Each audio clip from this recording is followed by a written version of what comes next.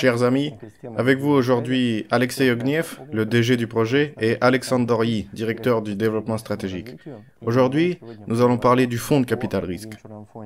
Comme vous le savez, le fonds de capital risque a toujours été une part importante de l'écosystème d'IGO. Et ce fonds de capital risque a toujours été orienté en interne. Nous avons développé nos propres projets, nous avons attiré d'autres projets dans l'écosystème, puis nous avons compris que le marché s'était finalement rendu compte que l'accent devait être mis à la fois sur l'interne et l'externe. Et c'est ainsi que nous avons commencé à analyser la façon dont nous pouvions développer notre fonds de capital risque en externe. Et aujourd'hui, avec Alexandre Yi, c'est exactement ce dont nous allons parler.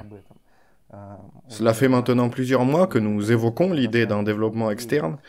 Et aujourd'hui, Alexander va partager avec nous comment est née cette idée et pourquoi aujourd'hui elle est très importante pour l'écosystème d'IGO. Alexander, je te donne la parole. Bonjour à toi. Bonjour à tous.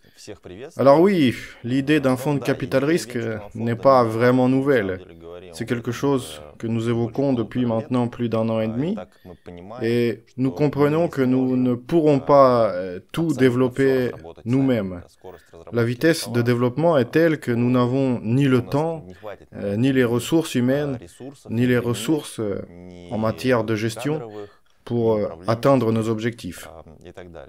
Voilà pourquoi nous sommes bien sûr intéressés par le fait d'attirer et financer des projets qui viendraient renforcer notre écosystème, mais qui par la même occasion viendraient également s'intégrer à d'autres projets de notre écosystème.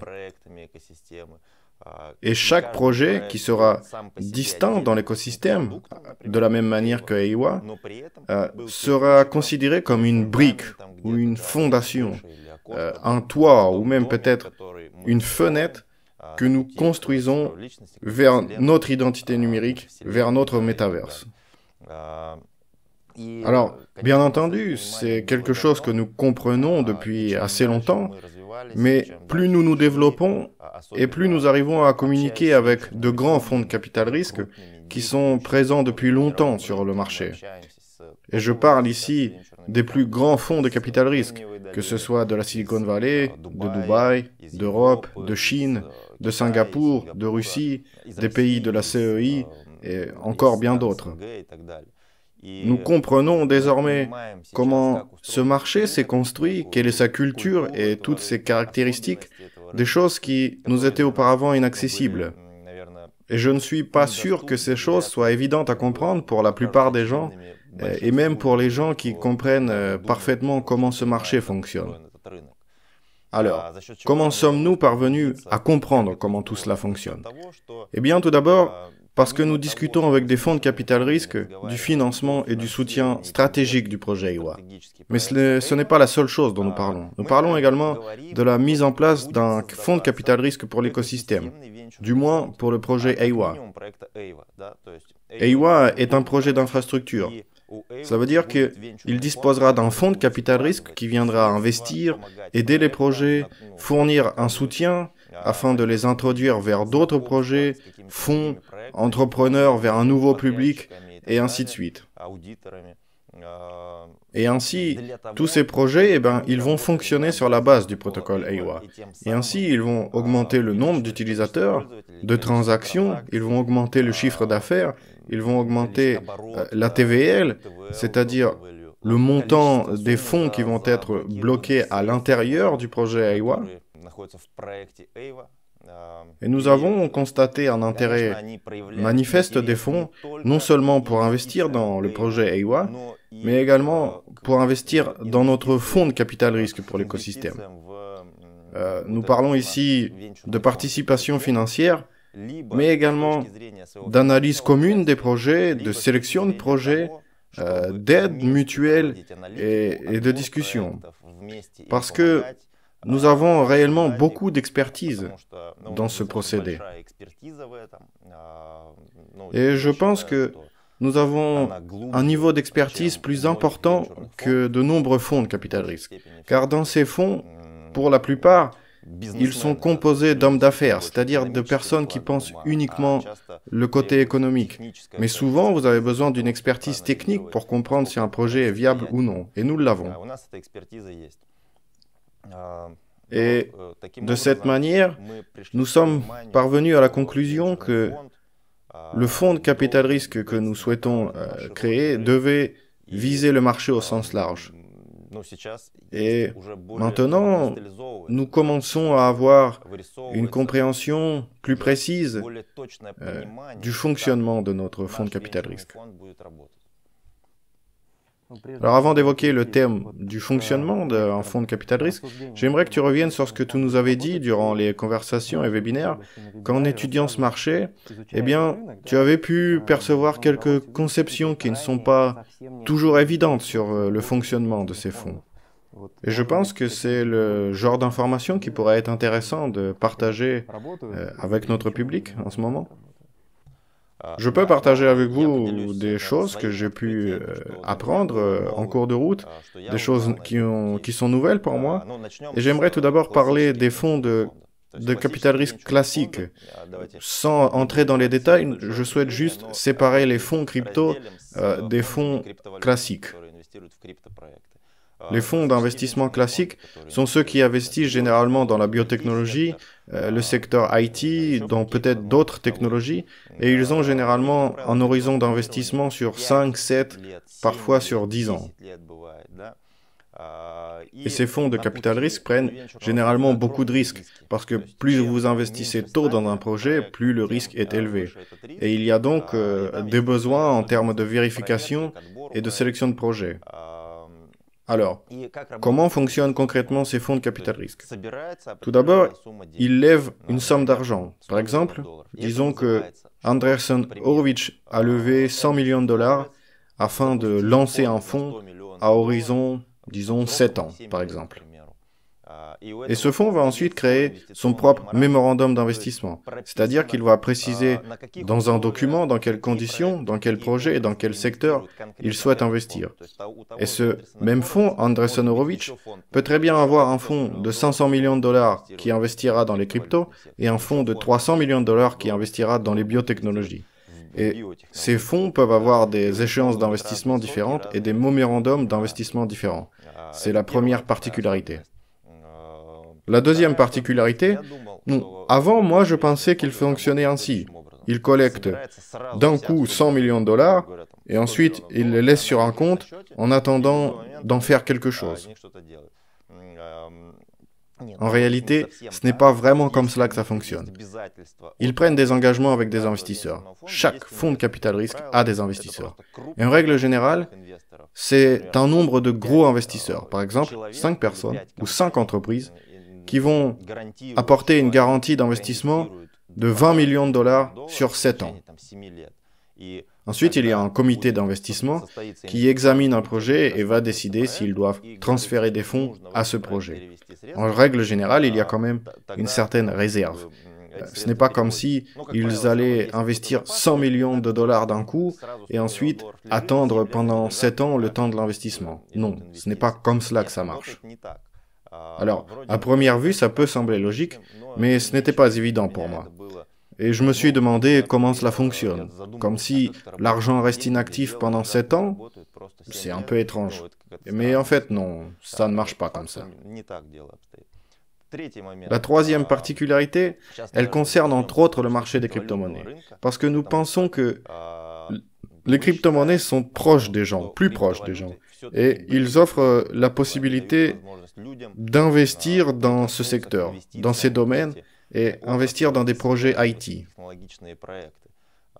Et on voit apparaître de plus en plus de pools ou de fonds communautaires qui se réunissent pour investir des petites sommes d'argent, 100 ou 1000 dollars, mais lorsqu'on les met ensemble, eh bien on obtient une somme assez considérable de 100, 200 ou 500 000 dollars investis à un stade précoce de développement lors d'un tour privé dans un projet crypto.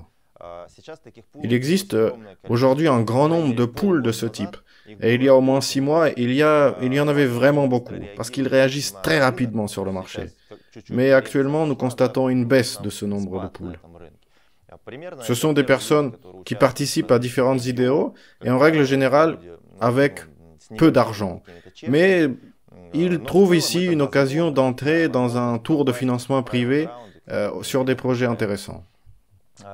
Ici, il n'est pas question de mémorandum d'investissement. Nous connaissons un certain nombre de ces pools.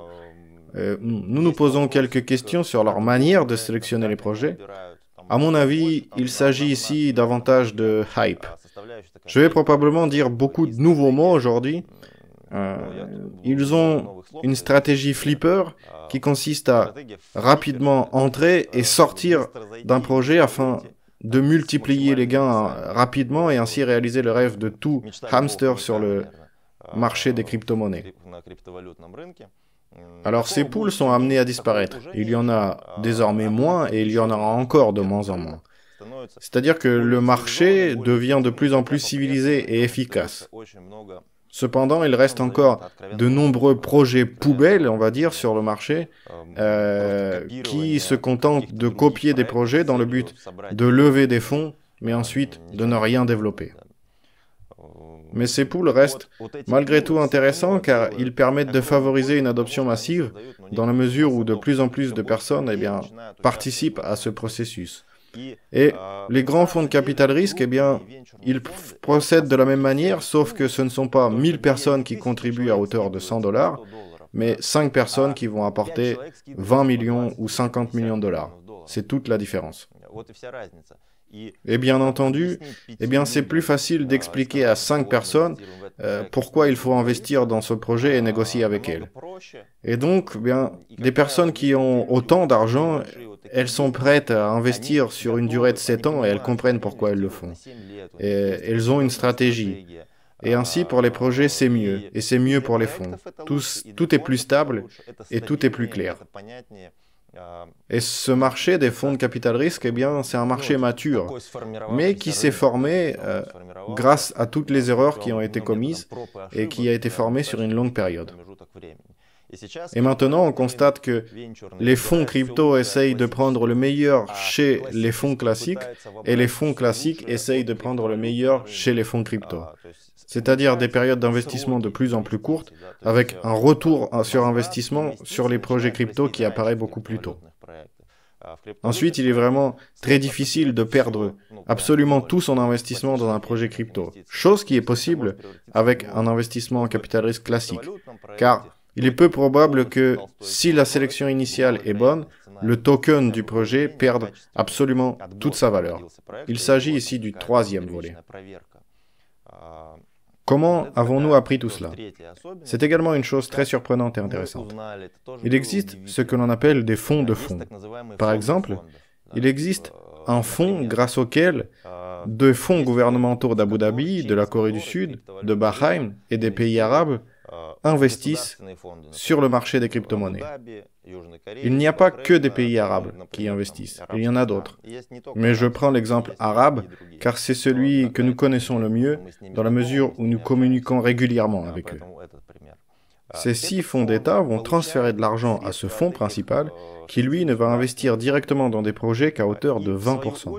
Il sélectionne d'ailleurs lui-même les projets. Mais la plus grande partie, les 80% restants, vont être investis par l'intermédiaire de 20 autres grands fonds de capital risque dits de premier plan. Et donc, de cette façon, les fonds investissent les uns dans les autres. Et qu'est-ce que cela veut dire? Cela veut dire qu'ils se partagent la responsabilité. Il va donc y avoir un fonds qui confie à un autre fonds la tâche de sélectionner des projets, de trouver des projets, et ensuite de les aider à se développer. Car c'est une chose d'investir, mais c'est quelque chose qui peut être réalisé par n'importe quel bon investisseur stratégique. Les fonds de capital risque, eux, ils proposent plus que de l'argent. Il y a beaucoup d'argent dans le monde qui circule actuellement, et les projets n'en veulent pas, parce que ce qu'ils veulent, c'est de l'argent intelligent. Ils veulent autre chose que de l'argent. Ils veulent rencontrer les principaux acteurs du marché. Ils veulent établir des collaborations. Le projet A1, au-delà de son financement, aura besoin de liquidité initiale pour se lancer. Et nous y réfléchissons actuellement. Et nous sommes en train de discuter. et les partenaires stratégiques sont prêts à fournir cette liquidité afin de permettre à EIWA de se lancer avec plusieurs millions de dollars de liquidité et ainsi permettre aux gens d'échanger des centaines de milliers de dollars à partir de différentes blockchains. Et donc, cette quatrième particularité, eh bien, c'est l'existence de fonds qui vont investir les uns dans les autres. C'est à peu près tout ce que je peux dire actuellement, mais si je me souviens de quelque chose, eh bien, je l'ajouterai. Et ce sont des informations de très grande valeur. Et je tiens à préciser à tous ceux qui nous écoutent que ces informations sont obtenues auprès des fonds de capital risque. C'est-à-dire que ce sont des informations que vous allez entendre que très rarement ailleurs. Alors, appréciez et apprenez tout ce que nous diffusons dans ce genre d'interview comme aujourd'hui. Alors, compte tenu de tes analyses, de ce que tu as acquis comme expérience et de toutes ces particularités dont nous venons de parler, vers quel concept de fonds de capital risque nous nous dirigeons pour notre écosystème? Quelles sont les choses que nous pouvons prendre et appliquer à nous-mêmes? J'ai compris la question, et c'est une question qui est en réalité très complexe, parce que nous ne souhaitons pas forcer le lancement du fonds de capital risque. Nous prévoyons plutôt de le lancer en tant que produit distinct de l'écosystème. Parce que dans ce domaine, il existe toute une série de questions qui exigent des solutions ou des choix. Et parce que telle ou telle solution présente des avantages et des inconvénients. Par exemple, nous avons à nos côtés des fonds de capital risque et des grands investisseurs qui souhaitent investir dans notre fonds de capital risque. Et donc, théoriquement, nous pourrions prendre 1 million de dollars chez chacun de ces 10 investisseurs et ensuite lancer notre fonds de capital risque. Ou alors, nous pouvons permettre à un grand nombre de personnes d'investir pour devenir une source de financement supplémentaire pour notre fonds de capital risque. Du point de vue de la facilité de gestion du fonds et d'explication de certaines choses, alors la première option est plus pratique. Car en règle générale, ce sont des personnes qui n'ont même pas besoin qu'on leur explique quoi que ce soit. Elles veulent le faire elles-mêmes et elles s'y intéressent elles-mêmes. C'est-à-dire qu'elles nous délèguent la sélection, l'expertise, mais également le développement du projet. Mais dans notre concept, il est bien dit que nous souhaitons que la technologie soit au service des gens et que les gens ordinaires puissent en tirer profit. Et voilà pourquoi nous souhaitons avoir un maximum d'investisseurs dans notre fonds de capital risque. C'est une des raisons. La deuxième raison, eh bien, si nous avons un grand nombre d'investisseurs, alors ces mêmes investisseurs vont être intéressés à ce que les produits et les projets dans lesquels nous investissons se développent. Et ces personnes vont devenir les premiers utilisateurs du produit. Par exemple, d'autres projets crypto ont investi dans le projet EIWA lors de leur ronde privée de financement, soit parce qu'ils souhaitaient s'intégrer à EIWA lorsqu'il sera en service, soit parce qu'ils en avaient besoin, par exemple, pour déplacer des liquidités d'une blockchain à une autre, c'est-à-dire qu'ils avaient besoin d'utiliser le produit. Et au-delà de ça, nos investisseurs, les gens ordinaires, eh bien, ils peuvent être les premiers utilisateurs des projets dans lesquels nous investissons. Et ça, nous pensons que c'est un plus. Ensuite, eh bien, il faut comprendre que les bons projets ne sont pas attirés par l'argent des fonds communautaires et des pools. Pourquoi? Eh bien, parce que, comme je l'ai dit, il y a à l'intérieur des flippers. En règle générale, dans la configuration actuelle, au stade actuel du marché, eh bien, nous trouvons dans ces pools et dans ces fonds communautaires des gens qui souhaitent uniquement acheter le moins cher possible et se débarrasser du token le plus vite possible lorsque celui-ci apparaît sur le marché. C'est-à-dire qu'ils n'ont aucun intérêt dans le développement du projet sur le long terme. Ils ne regardent qu'à horizon de quelques mois. Alors, il était certainement possible de gagner beaucoup d'argent comme ça il y a quelques mois. Mais si nous parlons de plans sérieux, de long terme, de constituer un capital stable, eh bien, nous estimons que cette stratégie n'est pas du tout adaptée. Et si un projet comprend qu'il a affaire à un fonds communautaire, alors il se pose ces questions. Et nous ne nous contenterons pas de parler au fonds de capital risque de notre projet, de la manière dont nous le créons, et de répondre à notre question, non. Nous posons aussi des questions aux investisseurs. Sommes-nous prêts à travailler avec cet investisseur? Par exemple, actuellement, nous ne travaillons pas avec les fonds communautaires ou alors très rarement, seulement ceux que nous connaissons, ceux qui nous font confiance et ceux dont nous savons qu'ils ne vont pas se débarrasser du token à la première minute.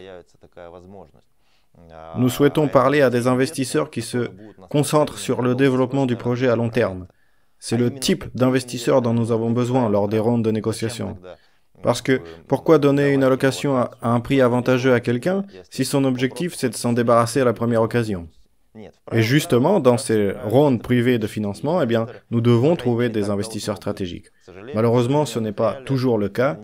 Et en réalité, plus un projet est mauvais, plus il a tendance à prendre l'argent qu'on lui donne.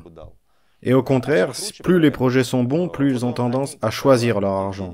Et donc, pour nous, ce n'est pas très intéressant de nous présenter en tant que fonds communautaire, car immédiatement, nous allons devoir expliquer que nous ne sommes pas des flippers, que nous sommes prêts à aider le projet sur le long terme. Ouais, c'est un inconvénient. Quelles peuvent être les autres questions? Par exemple, EIWA. EIWA est en lui-même un écosystème. C'est un écosystème de blockchain ou un écosystème cross-chain. Alors oui, EIWA fait partie de l'écosystème DigiU, mais comme c'est un écosystème en lui-même, il devrait avoir un fonds de capital risque et il l'aura selon la stratégie de développement du projet. Le fonds de capital risque de l'écosystème EIWA, il pourra avoir un autre nom. Nous parlons également du fonds de capital risque de l'écosystème DigiU. La question se pose ici. Est-ce qu'il s'agit de différents fonds ou d'un seul fonds avec un mémorandum d'investissement qui doit à la fois développer l'écosystème DigiU et l'écosystème EIWA? C'est aussi une question qui se pose. Il existe également différentes approches concernant la levée de fonds. Il existe des pools qui collectent des fonds pour chaque projet individuellement. Mais c'est une activité de gestion supplémentaire. Et que faire si nous ne sommes pas parvenus à lever des fonds, mais que le projet a déjà reçu des promesses d'investissement? Là encore, beaucoup de nuances. Mais je peux dire que nous ne sommes absolument pas prêts à emprunter cette voie. Pour l'instant, je dirais que je penche vers une solution de compromis. Il n'y a encore rien de sûr, ce n'est pas ici une déclaration, ce n'est pas une décision prise, mais juste une option possible. Il s'agira d'un fonds sur une période de temps de 3, 4 ou 5 ans. Par exemple, non, c'est une période relativement longue. Pour le marché classique du capital risque, 3 ans, ce n'est pas assez. Mais pour les flippers qui veulent gagner des X en 3 mois, eh bien, c'est beaucoup. Il y aura probablement une autre catégorie d'investisseurs, y compris des fonds de capital risque classiques, qui pourraient investir dans notre fonds, c'est-à-dire un fonds qui possède son propre mémorandum d'investissement. Lorsque nous aurons déterminé si EIWA et DigiU auront des fonds différents, alors beaucoup de choses devraient s'éclaircir. Mais pour le moment, nous sommes enclins à penser qu'il s'agira d'un seul fonds. Il faudra ensuite comprendre quelle sera la stratégie que nous allons inscrire dans notre mémorandum d'investissement, c'est-à-dire les règles du jeu selon lesquelles le fonds va jouer durant 3-4 ans. Ensuite, il y a le financement. Oui, nous sommes probablement prêts à fractionner tous les paiements afin que l'argent ne se retrouve pas en même temps dans le fonds, car nous n'avons pas besoin de tout cet argent en même temps. Si nous planifions un fonds, par exemple pour 3 ans avec 10 millions de dollars, ça ne signifie pas que nous devons immédiatement les avoir le premier mois. Nous n'investirons pas 10 millions d'un coup dès le premier mois. Le premier mois, nous analysons, et le deuxième, nous investirons dans un projet 100 000 dollars, dans un autre 300, dans un autre 50, et ainsi de suite. Et tous ces investissements seront répartis dans le temps. C'est quelque chose qui devrait ressembler à ce que nous proposons comme paiement échelonné avec les actions DigiU. Ça peut être un paiement échelonné, par exemple, 5 paiements chaque 2 mois. Non, c'est juste pour l'exemple. Nous devons encore penser à tout cela. Et il s'agira probablement d'un fonds mixte, c'est-à-dire qu'il y aura à la fois de l'argent institutionnel et de l'argent communautaire. Les fonds institutionnels viendront des grands investisseurs ou des grands projets qui veulent s'intégrer à nous, ou encore de certains grands fonds de capital risque internationaux. Et il proviendra également de notre communauté DGU et de la communauté AIWA. D'ailleurs, à l'heure actuelle, la communauté AIWA compte 300 000 personnes. Et donc, peut-être ça viendra de quelqu'un d'autre, de leurs connaissances, et ainsi de suite. Ce sont toutes les combinaisons que nous voyons actuellement. Difficile d'être plus précis, mais je pense que nous pourrons donner des détails à l'approche du lancement du projet AIWA sur le mainnet. Incroyable, honnêtement. Alors, pour le moment, nous comprenons qu'il est possible qu'au sein de notre communauté, ce produit ne conviendra pas à tout le monde. Peut-être qu'il ne sera pas compris par tout le monde. Et il y aura peut-être un seuil d'entrée dans ce projet. Maintenant, en écoutant cette interview, tous les investisseurs, tous les partenaires ont encore le temps de se préparer, d'étudier les mots inconnus qu'Alexander vient de prononcer, d'étudier le marché, le domaine dans lequel nous faisons des affaires et dans lequel vous envisagez de faire les vôtres, et peut-être même, certainement, de gagner de l'argent, mais aussi de vous développer. Vous avez encore le temps avant le lancement final de ce produit. Je pense que nous allons diffuser ce sujet plus d'une fois, écrire des publications sur ce sujet et réaliser des interviews similaires. Peut-être présenter des produits ou des projets qui seront les premiers à entrer dans notre écosystème de cette manière.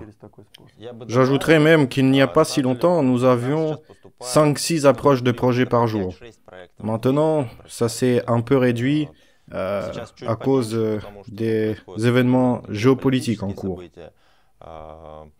Et d'une manière générale, je dirais que nous sommes un peu en ce moment déconcentrés à cause du lancement du projet AIWA qui nous demande beaucoup d'efforts et nous travaillons parfois 12 heures par jour et même sans se reposer le week-end. Une partie de l'équipe est actuellement à Dubaï, j'y serai bientôt, Alexei aussi. AIWA a par ailleurs hier démarré sa première conférence auquel nous avons prévu d'assister tous ensemble. Et je regarderai également tout cela sous un angle différent. Nous avons déjà parlé du fait que d'autres fonds de capital risque peuvent investir via notre fonds de capital risque. Et cela confirme que les fonds investissent par le biais d'autres fonds. Mais d'un autre côté, c'est également une possibilité d'investir dans les projets dans lesquels les fonds de capital risque internationaux investissent. Et donc, ce n'est pas seulement nous qui recevons des projets, mais aussi eux. Et ils les sélectionnent, ils effectuent leur propre analyse et ils fournissent également un soutien. Ici, on parle de collaboration. Le marché du capital risque est très petit. Tout le monde se connaît après une ou deux poignées de main. La réputation y est également très importante. C'est-à-dire que si vous avez dit que vous ne souhaitez pas vendre les tokens et que lorsqu'ils ont été débloqués, vous les avez vendus, cette rumeur va se répandre sur le marché et les bons projets ne prendront plus votre argent. Donc voilà, il y a vraiment beaucoup de nuances. Mais c'est une opportunité d'investir avec de grands fonds de capital risque. Et plus nous avançons, plus nous sommes surpris. Tout ce qui nous paraissait hors de portée il y a peu est maintenant à portée de main. Et si nous devons discuter avec quelqu'un, faire connaissance avec quelqu'un, alors il y a toujours des personnes qui peuvent nous présenter, nous introduire. Mais il est très important d'être très sérieusement préparé pour y aller.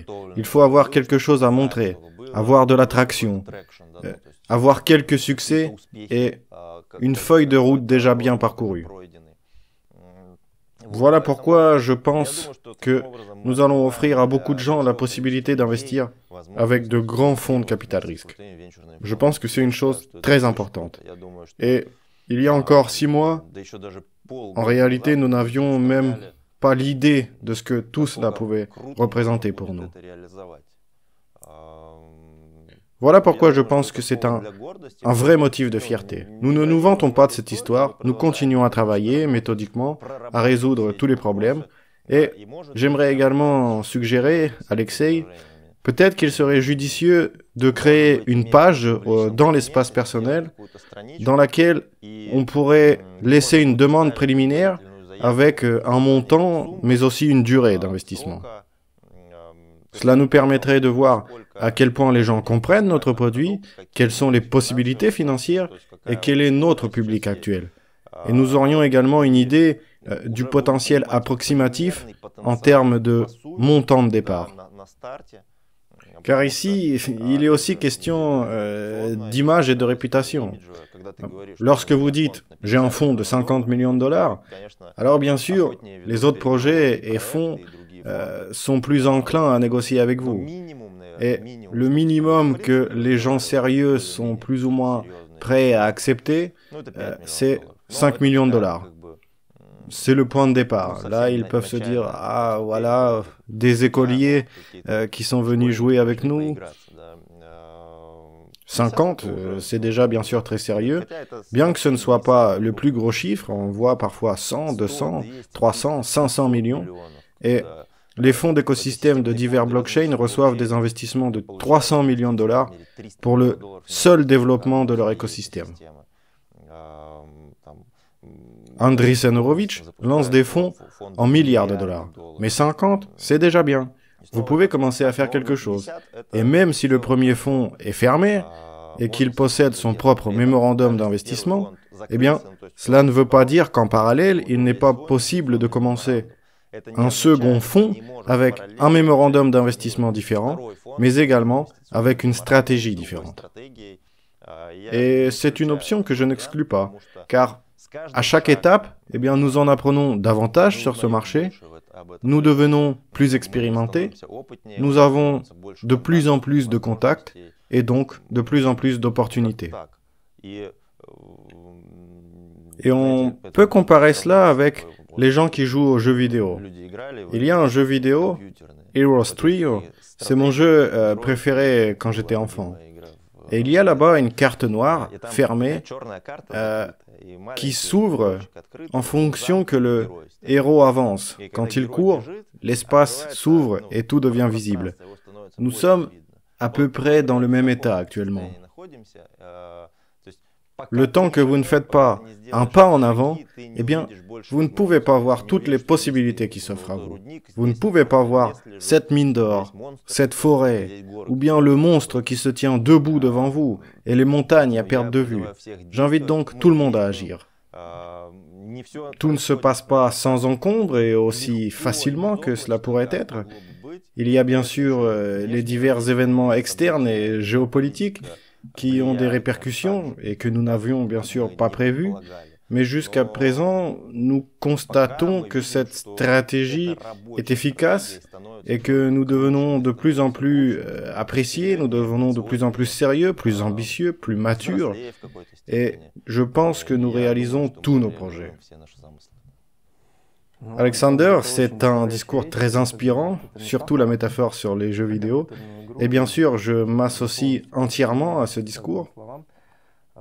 J'adhère également totalement à cette idée concernant l'espace personnel, parce que dès que nous avons commencé à écrire des articles sur le sujet, dès que nous avons commencé à en parler, eh bien nous avons reçu beaucoup de réactions positives sur les canaux, dans les chats ou bien sur le support technique ou par mail.